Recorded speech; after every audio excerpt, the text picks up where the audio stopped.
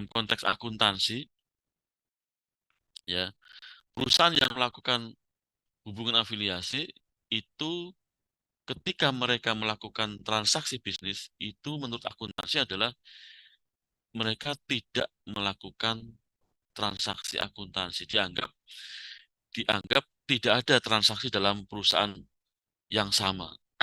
Ya, karena asumsinya adalah perusahaan yang sudah memiliki hubungan afiliasi itu adalah satu perusahaan.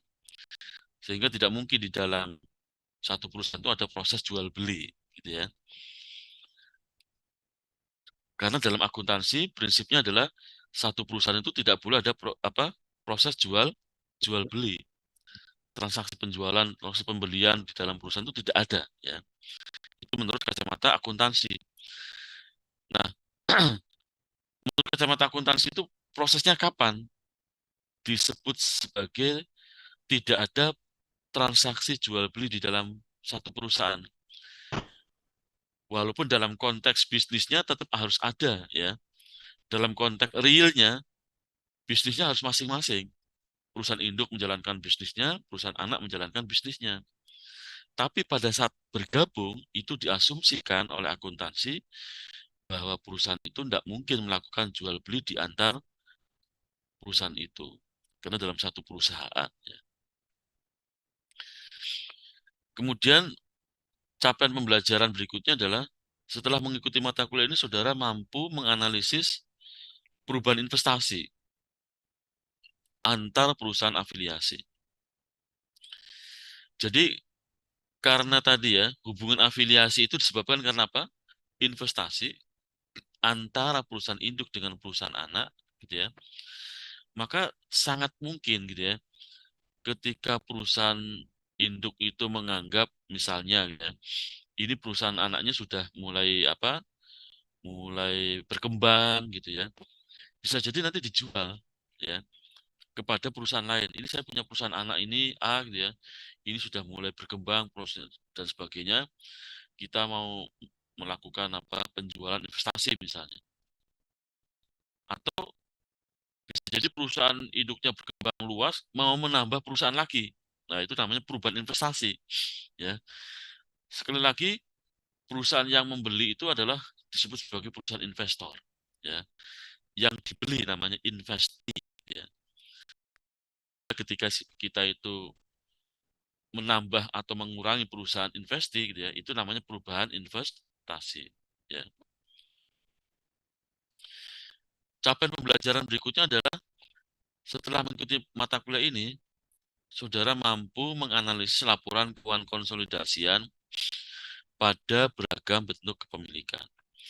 Jadi dalam konteks hubungan afiliasi, dengan melihat laporan konsolidasian, saudara bisa melihat, oh ini perusahaan ini kepemilikannya adalah induk memiliki perusahaan anak, ya.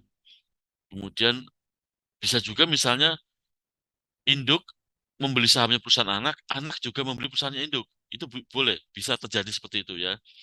Jadi disebut sebagai saling kepemilikan ya, saling kepemilikan.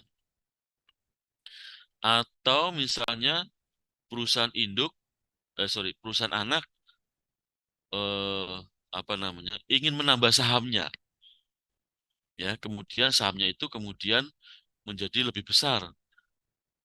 Nah, apakah induk mau memiliki lagi atau tidak, itu terserah induk gitu ya. Yang jelas ketika sudah sehat gitu ya perusahaannya, kemudian mengeluarkan saham baru atau emisi saham. Nah, itu bisa terjadi. Oke ya, jadi ini adalah eh, capaian pembelajaran yang ingin kita raih dalam satu semester. Ya. Jadi ini sekali lagi adalah mata kuliah keahlian ya, mata kuliah keahlian yang harus ya, ya karena supaya keahlian itu menjadi kompetensi kita ya, ya kita harus berlatih terus ya. Jadi tidak mungkin seorang dikatakan ahli tidak pernah berlatih gitu ya.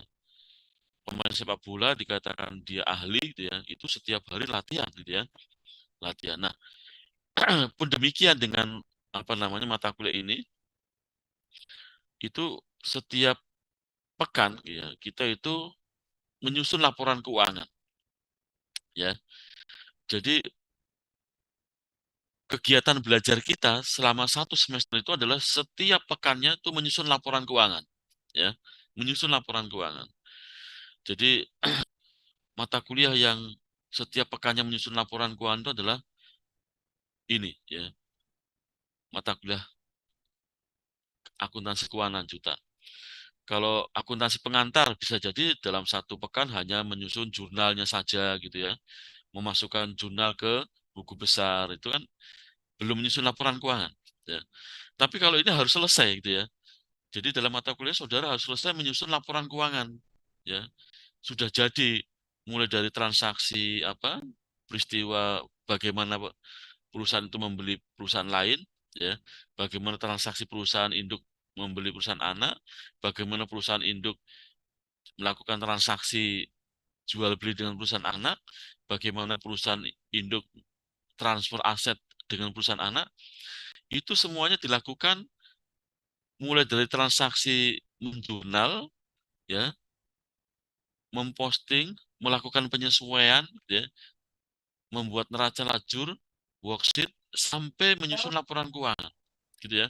Jadi komplit. Ini mata kuliah yang setiap pekannya saudara itu diminta untuk membuat jurnal, memposting ke buku besar, membuat worksheet, neraca lajur, sampai menyusun laporan keuangan menjadi laporan laba rugi, laporan laba ditahan, laporan posisi keuangan. Gitu. Nah, jadi intinya adalah kalau bisa dibilang mata kuliah ini adalah mata kuliah yang kegiatannya setiap hari menghasilkan laporan keuangan, gitu ya. Nah, tidak ada ya mata kuliah lain selain mata kuliah ini, gitu ya.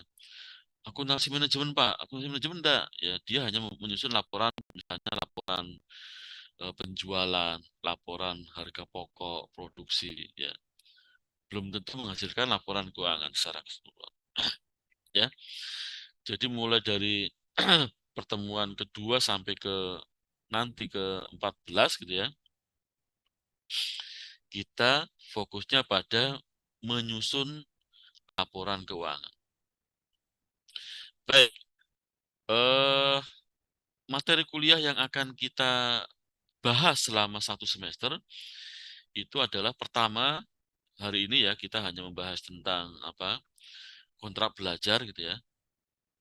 Eh, ruang lingkup mata kuliah ini tuh nanti tadi sudah saya jelaskan ruang lingkupnya adalah menyangkut proses transaksi, kemudian menjurnal, kemudian memposting, dan akhirnya menyusun laporan keuangan. Ya. Kemudian yang kedua, akuisisi antar perusahaan dan investasi pada perusahaan lain. Nah, ini adalah proses awal ya. Proses awal untuk mencapai tujuan pembelajaran pertama, yaitu menyusun proses kombinasi bisnis dan pelaporan keuangan. Kemudian, nah ini juga yang ketiga ini juga sama, menyusun laporan keuangan konsolidasi pada saat tanggal akuisisi. Nah, jadi setelah apa proses kesepakatan ya antara induk dengan anak, saham yang mau dibeli dan seterusnya, nanti di akhir tahun kita akan mencoba menyusun laporan keuangan konsolidasi induk dengan anaknya seperti apa.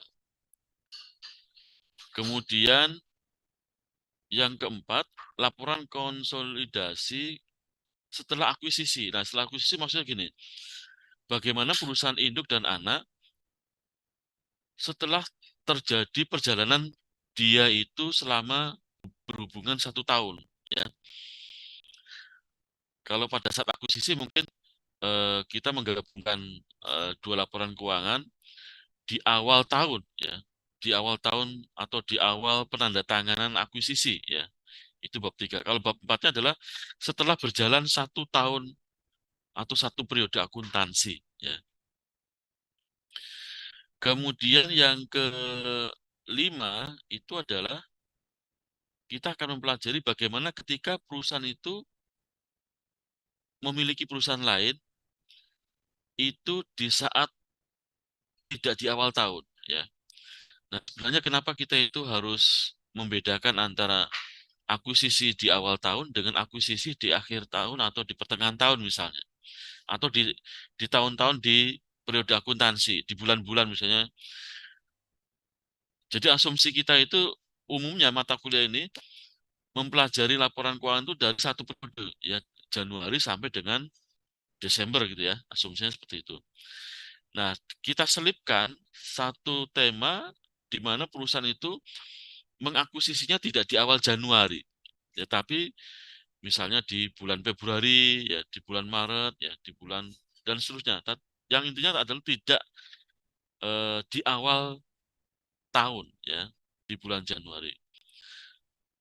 Mungkin, sangat mungkin ya, sangat mungkin perusahaan itu melakukan akuisisi di awal tahun. Jadi ini adalah materi untuk mencapai tujuan pembelajaran pertama.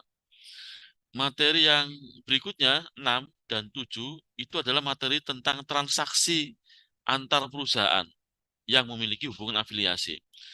Jadi ada berapa transaksi umumnya dilakukan oleh perusahaan di dalam perusahaan yang memiliki hubungan afiliasi. Jadi bisa jadi perusahaan yang memiliki hubungan afiliasi itu melakukan transaksi jual beli persediaan. Ya. Ini kalau perusahaannya itu memiliki sektor yang sama ya. Jadi misalnya eh, perusahaan induk perusahaan perdagangan, perusahaan anak juga perusahaan perdagangan gitu ya. Jadi punya sektor yang sama. Nah, kalau misalnya tadi yang saya contohkan pertama, perusahaan pertama adalah perusahaan properti, perusahaan yang kedua perusahaan misalnya otomotif, nah ini tidak mungkin ya melakukan transaksi persediaan. Ya.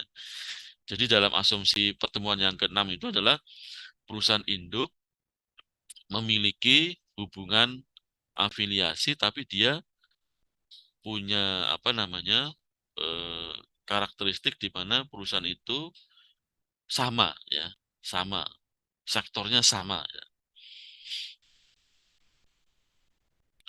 Pertemuan yang ketujuh itu adalah transfer aset antar perusahaan. Nah, bisa jadi misalnya perusahaan induk mengirimkan kendaraan ke perusahaan anak, ya, atau sebaliknya perusahaan anak mengirimkan perusahaan aset kendaraan ke perusahaan induk. Itu namanya disebut sebagai transfer aset tetap antara perusahaan afiliasi. Kemudian, oke, setelah ini selesai pertemuan ketujuh, kita ujian tengah semester. Ya. Pak, ujian tengah semesternya apakah kita harus mempelajari semuanya gitu ya? Saya membuat satu soal, ya, itu adalah 1, 2, 3, 4, 5, 6, 7. Ya. Cerminan dari 1, 2, 3, 4, 5, 6, 7. Jadi dalam 1, 2, 3, 4, 5, 6, 7 bisa dibuat dalam satu soal, gitu ya. Karena apa? Ketika saudara sudah bisa belajar, jadi ini seperti ada apa namanya tangga ya, tangga keahlian ya. Saudara belajar di akuisisi antar perusahaan dan investasi pada perusahaan lain, ya itu yang dasar. Nanti meningkat pada saat tanggal akuisisi, meningkat pada konsolidasi, meningkat pada mungkin transaksi interim ya. Nah itu tangga. Nah kombinasinya soalnya itu nanti adalah persediaan dan transfer aset itu jadi satu. Ya. Nah kemudian saya tegaskan juga ya, di dalam mata kuliah ini sebenarnya kalau saudara sudah mempelajari 2, 3, dan 4 gitu ya, itu menyelesaikan 5 sampai pertemuan ke-14 nanti, ya, itu selesai sudah barang ini, ya. Jadi saudara itu sudah bisa menyelesaikannya. Karena apa? 5, 6, 7 sampai selesai itu adalah merupakan peristiwa apa? Transaksi bisnis, ya. Kemudian perubahan prestasi dan beragam bentuk kepemilikan, ya. Jadi tujuan kedua, tiga, empat itu sudah bisa selesai. Kalau saudara bisa tujuan pertamanya sudah selesai itu bisa, gitu ya. Jadi saya ulang lagi, intinya adalah mata kuliah ini proses awalnya ada di 2, 3, dan 4. Ya, ya tambah 5 itu adalah transaksi yang apa istilahnya eh, tidak tidak apa, sewajarnya dilakukan dalam transaksi jual beli investasi. Oke, jadi jangan khawatir gitu ya, saudara harus apa namanya mengulang enggak ya. Ini perusahaan apa mata kuliah yang selalu punya keterkaitan ya. Saudara mengerjakan transaksi persediaan itu pasti sudah harus bisa yang nomor 3, 4, dan 5 ya. Yang transfer aset juga demikian ya. Pasti saudara sudah bisa mengerjakan 3, 4, dan 5 dan seterusnya. Jadi intinya adalah 2, 3, 4, 5 itu adalah inti dari dasar ya, bukan inti, dasar dari mata kuliah ini ya. Oke ya. Berikutnya setelah ujian tengah semester kita akan mempelajari obligasi, kemudian emisi saham, investasi bertahap, kemudian penjualan saham, konsolidasi pemilikan langsung, konsolidasi timbal balik ya, kemudian konsolidasi dividen saham ya. Nah, ini hanyalah kasus-kasus yang dihadapi oleh perusahaan afiliasi ya. Kasus-kasus yang dihadapi oleh perusahaan afiliasi. Sehingga kalau saudara sudah bisa mempelajari berhasil gitu ya, paham betul di 2, 3, 4, dan 5 gitu ya.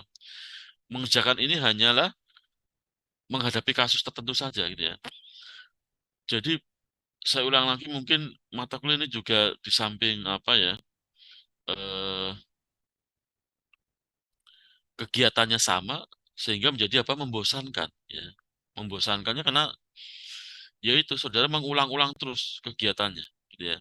Mengulang-ulang kegiatan menyusun jurnal penyesuaian, posting, menyusun neraca lajur, memisahkan menjadi laporan laba rugi dan posisi keuangan gitu ya.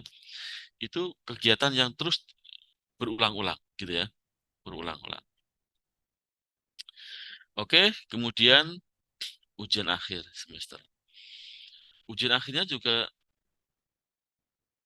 bisa jadi satu soal itu berisi apa namanya 9, 9, 10 sampai 14 pertemuan ya, pertemuan yang ke-15 gitu ya. Jadi di situ satu soal itu karena saudara sudah pelajari pertemuan 9, 10, 11, 12, 13, 14 sampai 15 itu akan mudah ya, akan mudah. Baik, berikutnya mata kuliah ini sekali lagi saya tekankan mata kuliah ini adalah mata kuliah yang orientasinya pada penyusunan laporan ya, untuk keahlian. Ini mata kuliah keahlian, ya. Kompetensi. Kompetensinya pada keahlian menyusun laporan laba rugi, posisi keuangan, apa namanya, perubahan laba ditahan untuk perusahaan yang memiliki hubungan afiliasi. Baik,